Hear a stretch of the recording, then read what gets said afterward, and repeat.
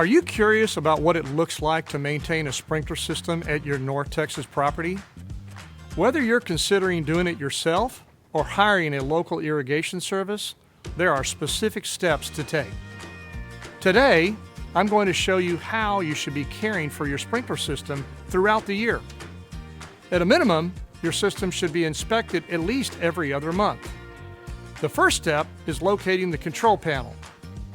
Open the panel and turn on each zone one at a time. Here are some things to look for while each zone is running. Make sure all the irrigation heads come on quickly and operate properly. You should make sure that there's enough water coverage for each spot. Look for any leaks that may be bubbling out of the ground and pooling. This could be a sign there's a break in your system. Also, evaluate if there's enough water pressure, as this could point to other issues. Problems like these could indicate there may be repairs or adjustments that may be needed. At different times throughout the year, your property may need more or less water.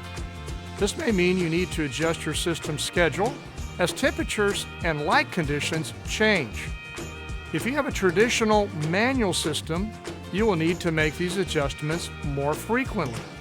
However, a newer smart irrigation system can make these adjustments based on weather data and moisture sensors located on your property. You may want to consider talking to a local irrigation service about a smart system upgrade. As you can see, maintaining a sprinkler system may prove to be more than you'd like to handle. Find an irrigation service with a lot of great online reviews. They can inspect your system and provide solutions you may need. This can save you money and aggravation and could even reduce the amount of water you're using. Here's to preventing sprinkler system problems and having the best lawn on the block.